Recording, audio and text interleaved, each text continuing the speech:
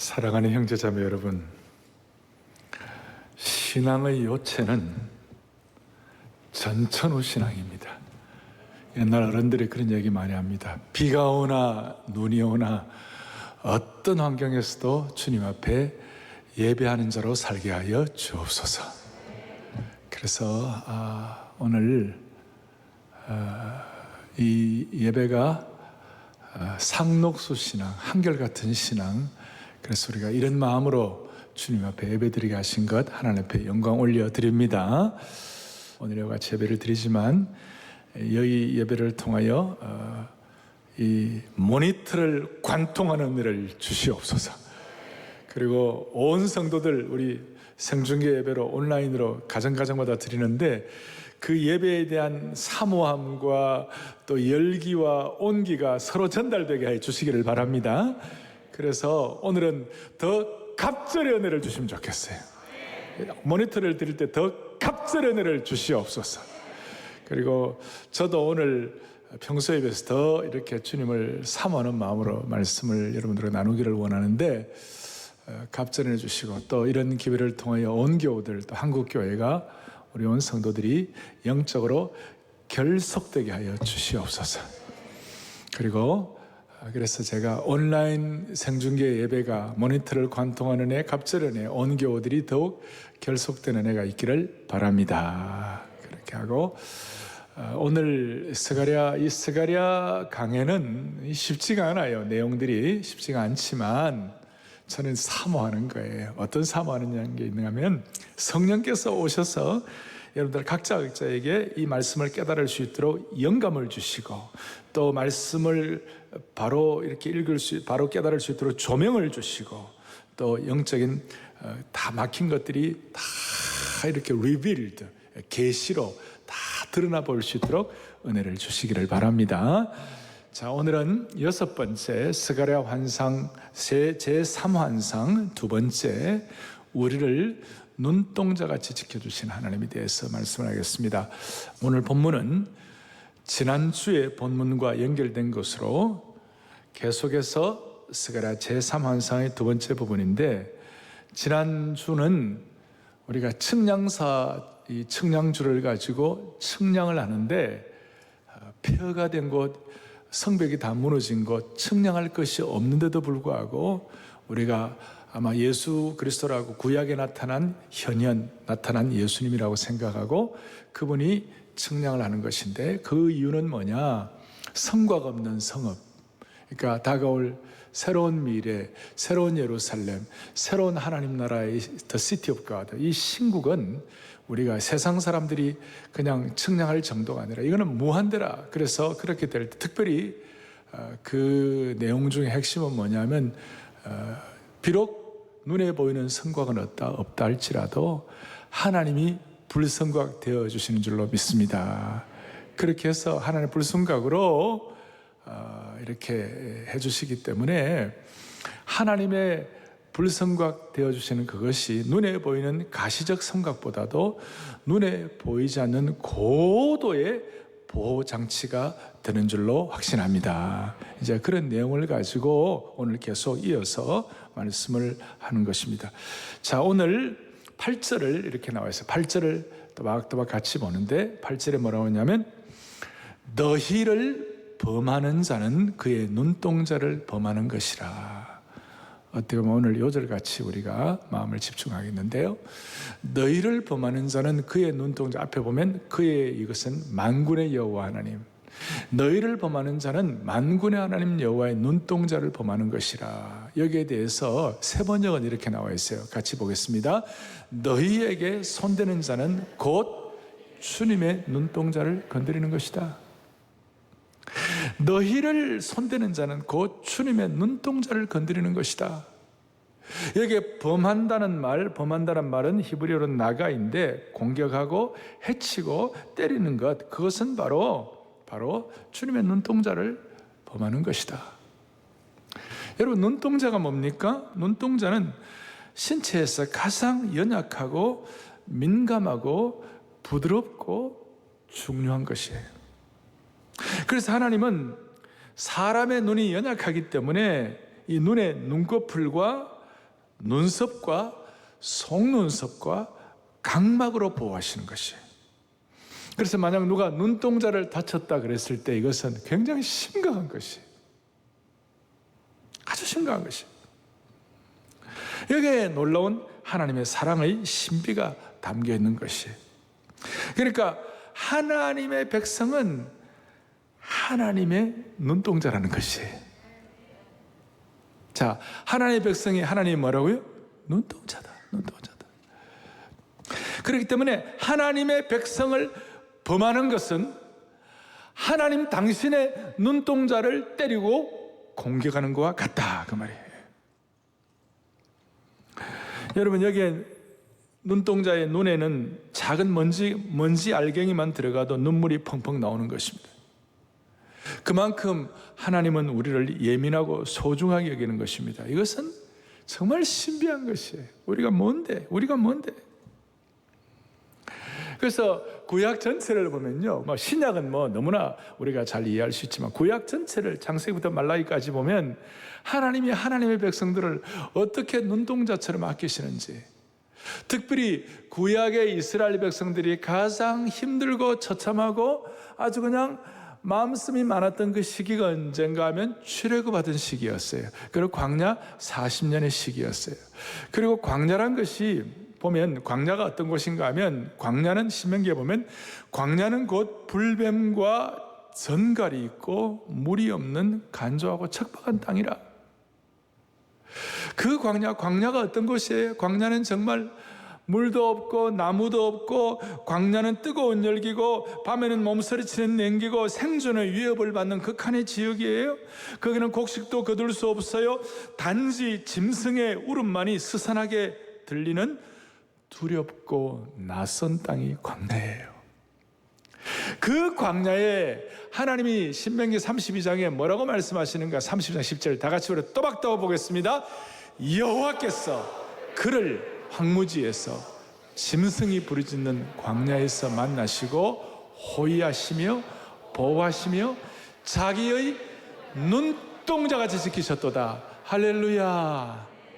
얼마나 감사한지. 오늘 각 가정마다 가정에서 들으시는 모든 성도들의 마음에 하나님은 광야 같은 인생, 아니 광야 길을 걸어가는 인생을 자기의 눈동자같이 지키셨도다. 이것이 아주 그냥 절절하게 느껴져야 돼요. 절절하게. 오늘날 이것은 우리에게 꼭 같아요. 광야 같은 인생길을 지나는 모든 하나님의 백성들에게 주시는 동일한 말씀입니다. 특히 코로나 사태로 온라인 생중계로 예배드리는 사랑의 교회 모든 성도들 한 분 한 분에게 주시는 말씀인 줄로 확신합니다. 이걸 하나님의 사람 다윗이 깨닫고 난 다음에 이런 하나님의 우리를 눈동자로 삼으신 이것이 너무 참 특별해서 다윗이 시편 17편 7절 8절에 뭐라고 말씀하시는가 하면 같이 봅니다. 주의 기이한 사랑을 나타내소서. 나를 눈동자같이 지키시고 주의 날개 그늘 아래 감추사. 나를 눈동자같이 지키신 것이 주님의 기이한 사랑이라는 거예요. 원더풀한 주님의 사랑이라는 거예요. 신묘막측한 하나님의 사랑이라는 것이 너무나 기이하다. 제가 이걸 묵상하면서 그런 생각을 해보았어요. 우리는 한 줌의 흙에 지나잖아요. 우리는 약한 정말 질그릇 같은 인생이에요. 그리고 우리도 이스라엘 백성들처럼 틈만 나면 하나님 배신하고 하나님 반역하고 하나님의 사랑을 다 잃어버리고 그런 하나님의 백성인데, 이런 하나님의 부족한 백성들을 하나님은 당신의 뭐와 같이 지켜주신다? 눈동자같이 지켜주신다. 정말 기가 막히고 코가 막힐 일이에요. 너무너무 놀라워요. 하나님의 기이한 사랑이 아니고서는 결코 설명할 수가 없는 것이. 오늘 이 하나님의 기이한 사랑을 느끼면, 이걸 확신하면 여러분들 하나님 우리의 생애에 품격을 주실 줄로 믿습니다. 거룩한 디그니티, 영적인 기품을 주실 줄로 믿습니다.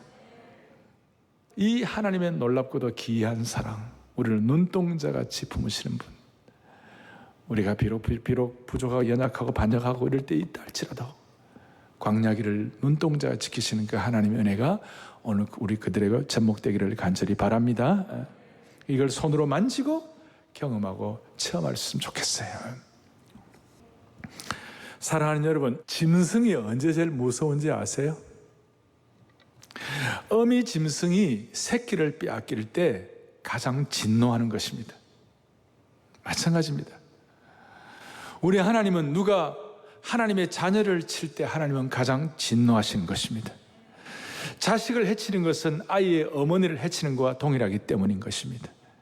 그래서 사도행전 9장 4절에 오면 사도 바울이 변화되기 전에 하나님의 백성들을 핍박할 때 나중에 마상에서 거꾸로져 가지고 주님의 음성을 들었는데 사도행전 9장 이렇게 나와요. 4절에 사울아 사울아 너가 어찌하여 나를 박해하느냐. 사울은 예수님 직접 박해한 적이 없어요. 그런데 하나님의 백성들을 핍박하니까 주님 뭐라고 했어요? 네가 왜 나를 핍박하느냐. 하나님의 백성을 사랑의 눈동자로 보시고 주님이 동일시하셔가지고 하나님의 백성들을 핍박하는 것이 하나님을 핍박하는 것과 동일하다 이것이. 저는 여기서 너무 감사가 되고 하나님의 백성을 치는 것이 주님을 치는 것과 같다 동일하고 생각할 때 나를 주님의 눈동자로 지키신다는 걸 생각할 때 기가 막히는 거예요. 너무 눈물이 나와요. 나 같은 인간이 이렇게도 하나님께 귀한 존재인가? 내가 무엇이길래 하나님 이런 귀한 존재를 만들어 주시는가? 아니, 내가 이렇게 하나님께 소중한 존재인가? 날마다 이것을 우리가 물어볼 때 하나님이 일하실 것입니다. 이번 주간에도 마찬가지고 이번 한 달 동안 여러분 계속해서 시간 되는 대로 틈나는 대로 내가 하나님께 이렇게 귀한 존재인가? 내가 이렇게 하나님께 소중한 존재인가? 나를 눈동자같이 지켜주시는 하나님의 귀한 이걸 계속 묵상하고 하루에 10번 20번씩 계속 반복할 때 다시 하나님이 여러분들에게 거룩한 품격을 회복시켜 주실 것이 마스크를 뿜어져 나오는 하나님의 영광의 빛을 선포하게 해 주실 것이 거룩한 아우라가 우리 가운데 있도록 만들어 주실 것이. 그리고 9절에 이렇게 나와 있어요. 9절을 보면 내가 손을 그들을 위해 움직인즉 하나님이 그 움직인즉 그들이 자기를 섬기던 자들에게 노략거리가 되리라 그랬어요. 대반전이 일어나는 거예요. 앞에 있는 내 제국들 뿔들 강력한 그런 권력자 권세자들이라 할지라도 자기를 섬기던 자들에게 그러니까 비식민지가 되어가지고 그 고생하는 이스라엘 백성들의 노략거리가 되리라 그랬어요. 대반전의 역사예요. 이스라엘을 압제하던 제국들, 하나님의 백성들을 압제하던 강한 자들이 오히려 하나님의 백성들에게 핍박당한다는 것이에요. 할렐루야. 대반전의 역사예요. 하나님께서 대신 원수 갚아주시는 것이. 다시 한번 우리를 하나님의 눈동자로 지켜주신 주님을 찬양합니다. 내가 이렇게 하나님께 소중한 존재인가 이렇게 자꾸 질문하고 명확하게 답을 할 수 있으면 여러분 어떤 상황에서도 당당할 수가 있습니다. 어떤 상황 가운데서도 염려 대신에 담대할 수가 있는 것입니다. 그래서 우리가 그 담대함과 당당함 때문에 10절 뒤에 시온에 따라 노래하고 기뻐하라 그랬어요. 시온에 따라 노래하고 기뻐하라. 노래하고 기뻐하라. 시온의 딸이 누구냐면 우리 모두를 가리키는 거예요. 우리 모두를 시온의 딸이라고 할 수 있어요. 시온에 따라 사랑하는 사랑의 교회 형제자매 여러분들이요 노래하고 기뻐하기를 바라는 것입니다. 이걸 꼭 주님 앞에서 마음에 확인하고 가족끼리 성도들끼리 서로 확인합니다. 우리는 주님의 눈동자입니다. 우리는 주님의 사랑의 눈동자입니다. 여러분 죽을 때까지 기억하시기를 바랍니다. 가정마다 우리 가족들끼리 우리는 주님의 사랑의 눈동자입니다. 우리는 주님의 사랑의 눈동자입니다. 옆에 분들 한번 해보세요. 우리는 주님의 사랑의 눈동자입니다. 우리 부모님들은 자녀들 보고 너희들은 주님의 사랑의 눈동자야. 자, 우리는 주님의 사랑의 눈동자입니다. 한 번 더. 자, 이걸 여러분들이 평생 기억하면 하나님이 평생 우리를 눈동자같이 보호해 주시는 것입니다. 그러므로 우리는 어떤 경우에도 여러분을 지키는 사랑의 눈동자가 있음을 믿어야 합니다. 어떤 경우에도 우리를 지키는 사랑의 눈동자가 있음을 믿어야 합니다. 그 사랑의 눈동자와 늘 마주치시기를 바랍니다. 50여 년 전에 김준권 목사님 CCC 여름 대학생 수양회에서 이런 얘기를 하셨어요. 사람이 처음 만나 악수하기 전에, 말을 건네기 전에 눈과 눈이 먼저 만난다. 그래서 우리가 남녀 간에 사랑을 하면 눈이 맞았다, 그런 얘기를 하죠. 그리고 그 눈은 마음의 창문이요, 그 사람의 개성인 것이. 그래서 우리가 슬픔이 깃들면 눈이 젖는 것입니다. 남녀 연인의 운명은 최초의 사랑의 눈동자에서 결정될 때가 있죠. 심지어 자식들이 방탕하게 엉망으로 살다가도 어머님의 사랑의 눈동자를 기억하고 다시 돌아오는 그 순간 하나님이 회복시켜 주시는 것이에요. 베드로가 예수님 저주하고 부인하고 그렇게 있다가 주님께서 베드로 보고 네가 나를 사랑하느냐라고 물으시는 그 주님의 사랑의 눈동자와 부딪히는 그 순간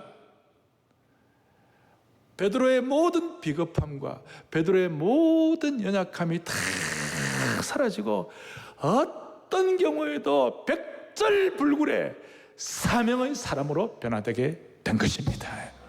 그 사랑의 눈동, 우리를 지키는 사랑의 눈동자를 마주치는 능력이에요. 말씀을 통하여 사랑의 눈동자로 하실 때에 그 베다니의 마리아는 어떤 일이 벌어졌습니까? 말씀을 통한 사랑의 눈동자, 그 눈동자를 황홀하게 쳐다보는 그 순간 그 말씀 앞에 납작 엎드리는 능력을 체험하게 된 줄로 확신하는 것이에요.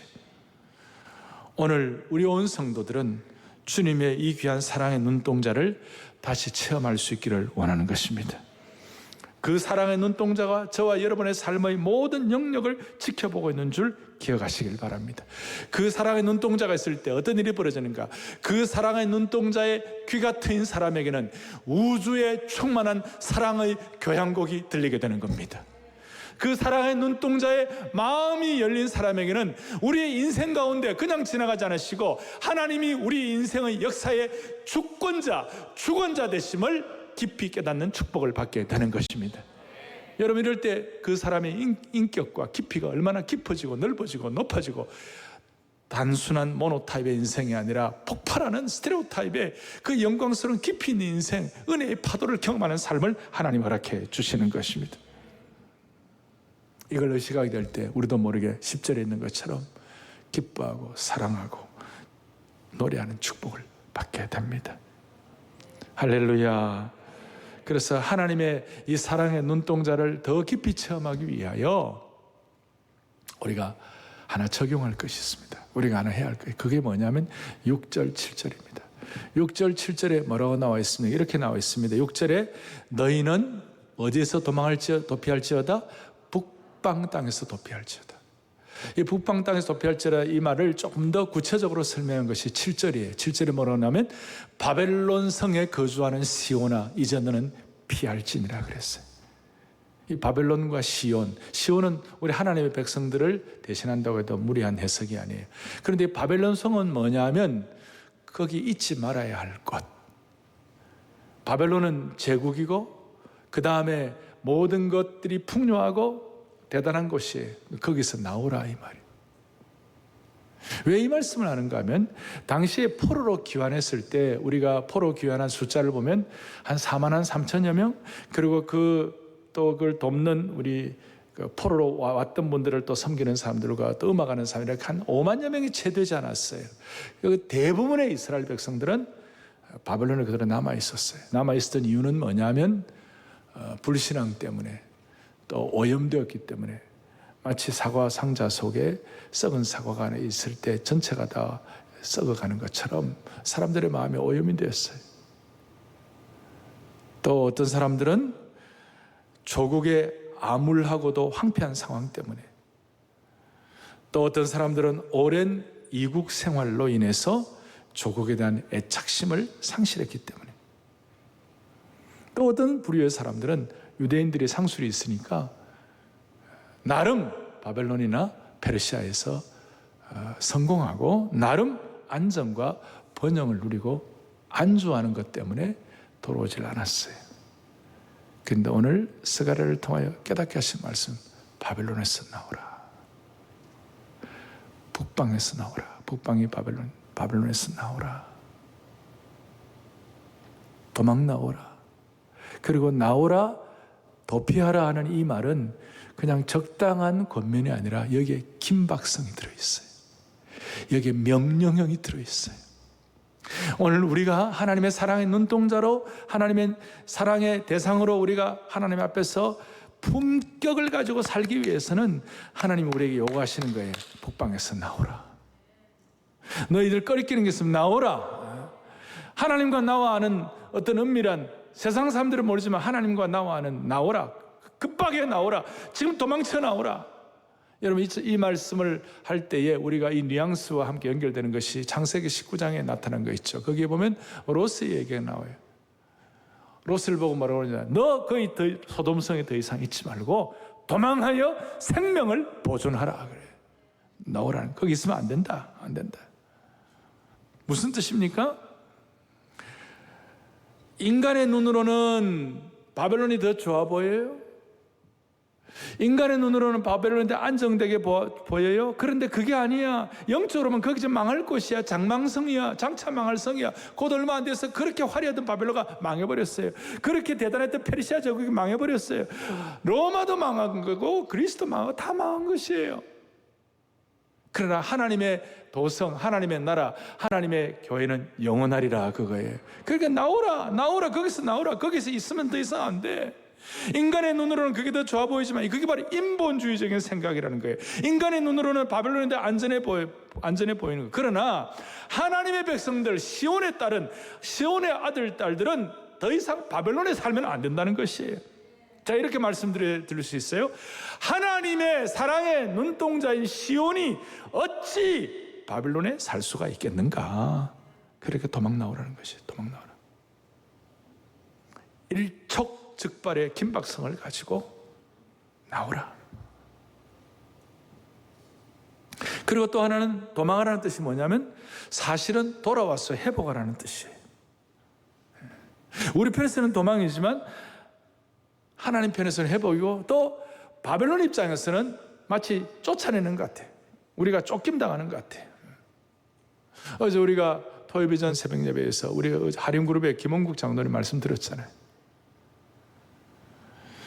하나님의 창조 질서를 따르면, 순종하면 하나님이 반드시 예비하신 약속의 풍성함을 주시는데, 반대로 하나님의 창조 질서를 순종하지 아니하여 불순종하면 그 길을 따르지 않고 다른 길로 가면 반드시 값을 치르게 되어 있다는 것이, 반드시 시험받고 반드시 고통당하고 반드시 실패하는 거예요. 어떨 때는 그 자리가 이를 갈면서 우는 자리가 될 수가 있다는 것이, 그래서 하나님은 돌아오라고 말씀하신 거예요. 돌아오라는 것은 망하라는 것이 아니고, 엎어진 그 자리에서 망하라는 것이 아니고 이를 갈고 울면서라도 돌아와서 회개하고 회복하라는 그런 뜻이에요. 그래서 나중에 따지고 보면 하나님께 내어 쫓기는 것이, 결국은 내쫓기면 축복을 받게 된다는 겁니다. 이게 무슨 말인지 어제 온 사람만 알 수가 있어요. 도망치는 것, 축출당하는 것이 어떻게 보면 내어 쫓김에 축복이 될 수가 있다. 여러분과 저만이 아는, 하나님과 나만이 아는 바벨론의 속박, 또 나도 모르게 이제는 죄가 자꾸 이렇게 익숙해져가지고 완고하게 된 내 마음의 심정, 그런 것들, 무뎌진 것들로부터 튀어나오라. 어떤 기혼자가 혼외의 누군가에게 눈길을 줄 때 이 정도는 괜찮지라고 여기다가 조금 더 깊어지면 결국 누군가가 그래도 되나? 라고 말하면 문제없어, 아직까지 별일이 없어 말하는 단계로 넘어가고, 결국은 불륜의 관계로 들었을 때 곁의 사람이 그래서는 안 된다라고 말리지만 나만 그런 게 아니잖아, 안 하는 사람들은 어디 있어, 그렇게 불쾌하게 여기게 되고, 이렇게 될 때 심령이 죄로 굳어지는 거예요. 바벨론에서부터 나오라. 예를 들어 제가 설명했지만 하나님이 말씀하신 건 나오라. 나오라. 나오게 되면 하나님의 사랑의 눈동자를 더 깊이 경험하고 기뻐하고 춤출 수가 있는 것입니다. 이제 제가 최종 정리를 하겠어요. 10절부터 13절까지를 보면 우리 하나님 불멸의 기쁨을 주시고 우리로 하여금 환호하게 하신 하나님이에요. 사랑의 눈동자로 지켜주신 그 은혜가 너무 감사해서 북방으로부터 나올 때 그 영적인 깊이가 너무 좋아서 기뻐하고 찬양하게 만드신 거예요. 사랑의 눈동자로 지키시는 하나님의 백성들이 왜 기뻐할 수 있는가? 첫째, 10절에 보니까 하반절에 이는 내가 와서 너 가운데 머물 것임이니라. 스가랴 이런 말씀이 있는 것이 얼마나 귀한지 몰라요? 뭐예요? 하나님의 임재 때문에 우리가 기뻐하는 거예요. 하나님 임재 때문에. 제가 늘 말씀드리죠. 예수 믿고 구원받은 백성에게 가장 큰 영광은 하나님이 우리와 함께 하시는 것이에요. 예수 믿고 구원받고도 하나님의 임재를 내가 살깊이 느끼지 못한다면 그건 너무 안타까운 일이고, 아니 가슴이 심령이 무뎌져 가지고 하나님이 나와 임재하는 걸 느끼지 못하는 건 저주예요. 저주. 예수 믿고 구원받은 사람들이. 그래서 하나님의 임재가 얼마나 소중한지, 예수 그리스도가 우리와 함께 하시는 것 자체가 그게 오리지널이 뭐냐면요, 아예 임재와 기쁨은 같이 가는 것이에요. 누가 보면 이렇게 나와 있어요. 보라, 내가 온 백성에 미칠 큰 기쁨의 좋은 소식을 너희에게 전하노라. 그래서 예수님 이 땅에 오시는 것, 예수님 이 땅에 성육신하시고 오신 것, 이 땅에 오신 것 자체가 주님의 강력한 임재인데, 주님의 임재는 큰 기쁨과 연결되어 있는 것이에요. 따라서 오늘 주님이 주가 나와 함께 동행할 때 나를 친구 삼으셨네. 우리 받은 그 기쁨을 알 사람이 없도다. 알 사람만 알도다. 이 하나님의 임재의 주인공이 되기를 바랍니다. 기쁨이 따라오는 거예요. 기쁨이 따라오는 거예요. 그래서 하나님이 나와 함께 하시는데 내가 뭘 두려워할 게 뭔가? 내가 하나님의 사랑의 눈동자가 된 건데 내가 두려워할 것이 뭐가 있는가? 어떤 신앙생활 잘하는 분이 그런 얘기를 해요. 자기 자신은요 5분 이상 생각해도 해결이 안 되면요 그냥 하나님께 다 맡겨버린대. 아직까지 이해가 무슨 말인지 안 갔어요, 여러분들. 에? 자기 자신이 5분 이상 생각해도 답이 안 나오면 하나님께 다 토스해버린다. 다 이양해버린대. 내 능력으로 안 되는 것 하나님께 다 맡길 수 있다면 우리가 뭐가 두렵겠어요? 아멘 아닙니까? 그럼 자동적으로 기쁨이 오는 것이죠. 제가 그 말 들을 때 저는 그랬어요. 5분 이상이 아니고 처음부터 하면 안 되나? 처음부터 하면 안 되나? 내 능력이 붙이는 것 갖고 너무 고민하지 말고 나와 함께 임재하신 주님께 토스해버렸어요. 토스해버렸어요. 다 이양하세요. 두 번째는 11절에 그날에 많은 나라가 여호와께 속하여 내 백성이 뭐에 될 것이요. 내 백성. 뭡니까? 온 세계 열방의 주님 앞에 돌아온다는 것이. 지금 스가랴 입장에서는 이 말을 깨닫고 들을 그런 여유가 있는 형편이 아니죠. 황폐화되어 있고 겨우 1차 포로 귀환되어 있고 모든 것이 척박한 조건인데 뭐라고 되어 있어요? 장차 많은 나라가 그날에 여호와께 속하여 많은 전 세계적인 구원이 있을 것이기에 기뻐한다 그 말이에요. 전 세계적인 구원 때문에. 그래서 어떻게 그 당시에 그 어려움을 겪던 그 스가랴 시대의 백성들이라면 이게 뭔 소리요? 이게 뭔 소리요? 저는 이렇게 생각해요. 이번에 코로나 사태 이후에 이번 11월 달에 있을 사랑의 교회 대각성전도 집회 새생명 축제는 오늘 두 번째 11절에 된 것처럼 그날에 많은 하나님의 백성들이 믿지 않는 분들이 주님 앞에 돌아와가지고 하나님의 백성이 되는 기적이 일어나기를 바라는 것입니다. 오히려 원래 가장 강력한 새생명 축제의 열매가 있기를 원하는 것입니다. 이게 신비한 하나님의 나라의 어떤 원리예요, 원리. 세 번째로는 12절 여호와께서 장차 유다를 거룩한 땅에서 자기 소유로 삼으시고 다시 예루살렘을 택하시리니. 저 말씀이 참 독특해요. 첫 번째는 하나님 임재 때문에, 두 번째는 뭡니까? 하나님의 그 놀라운 구원, 전 세계적인 구원 때문에, 세 번째는 뭐냐면 하나님의 소유됨 때문에 기뻐하라고 해요. 무슨 말이냐면 이건 좀 거꾸로예요. 대개 우리가 하나님이 나의 기업이다 그렇게 하잖아요, 그죠? 하나님이 나의 기업이다. 그리고 Be thou my vision. 하나님이 나의 비전입니다. 이렇게 하는데 여기는 거꾸로예요.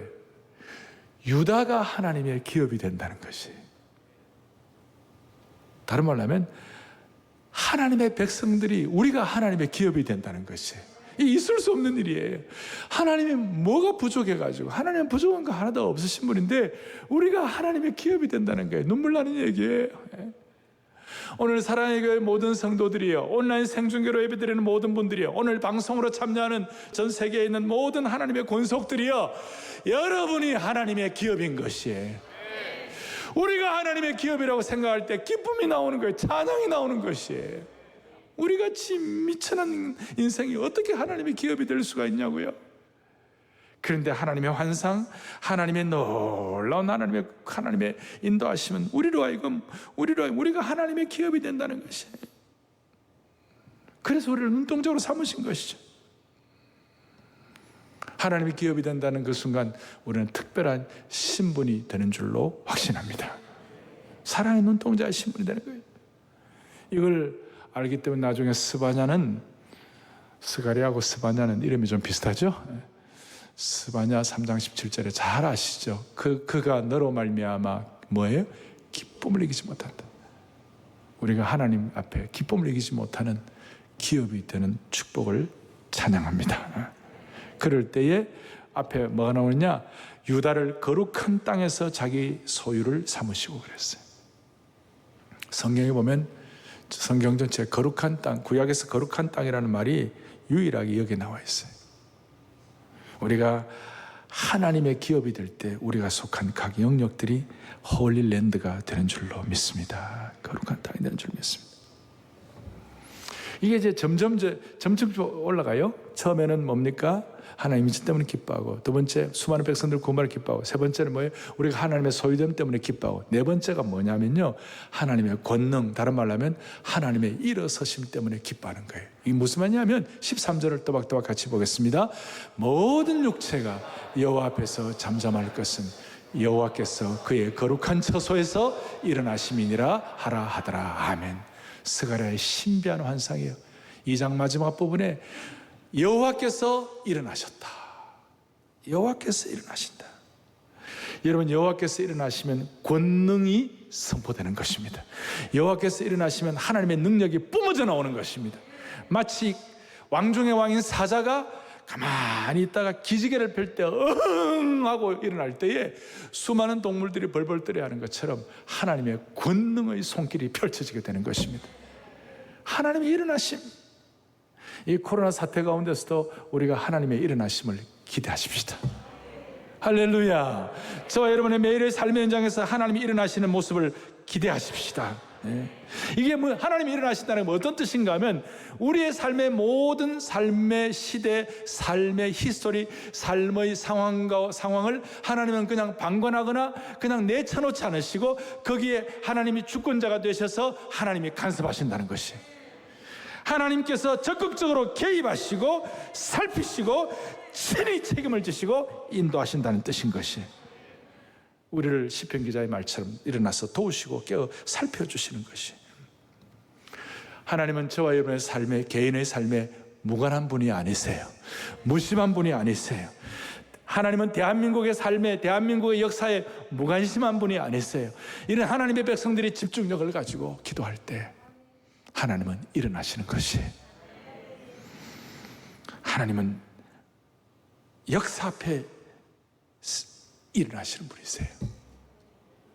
그래서 세상 권력 앞에 걱정하지 마시기를 바라는 것입니다. 일어선다는 것이 무슨 뜻입니까?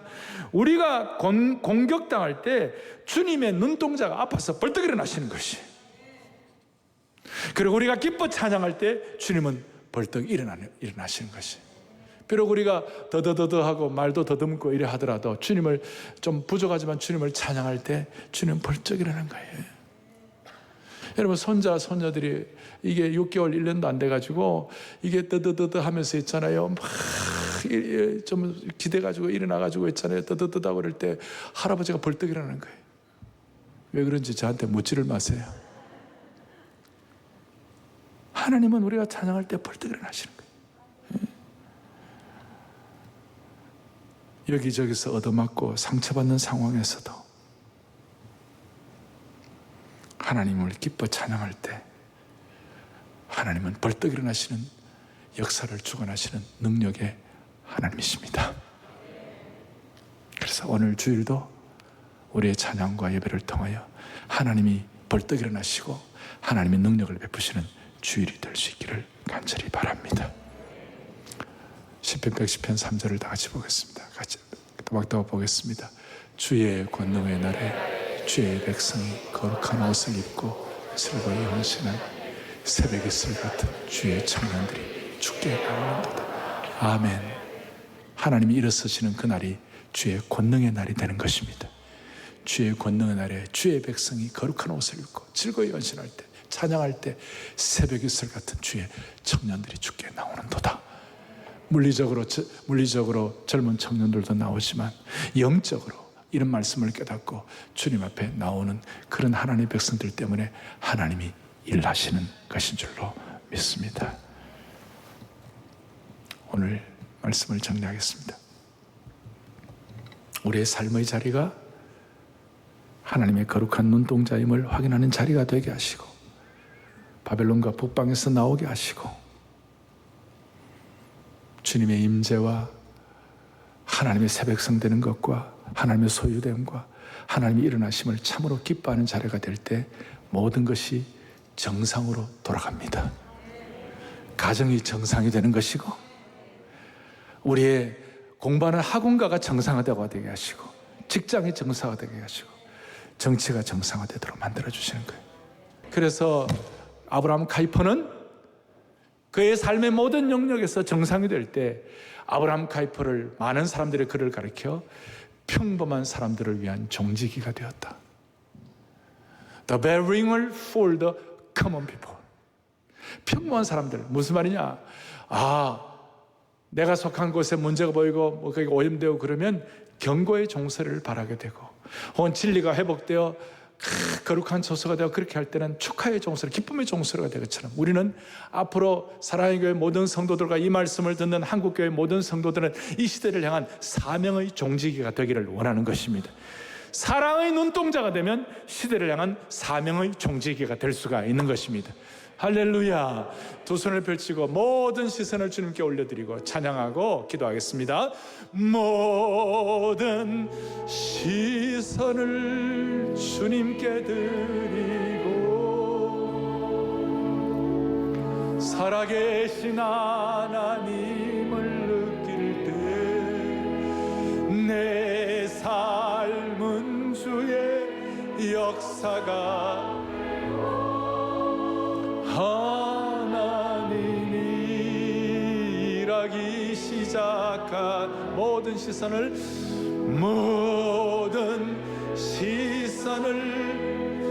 사랑의 눈동자를 느낄 때 사랑의 눈동자를 느낄 때 내 삶은 주의 역사가 되고 하나님이 일하기 시작. 다시 한번 모든 시선을 주님께 사랑의 눈동자를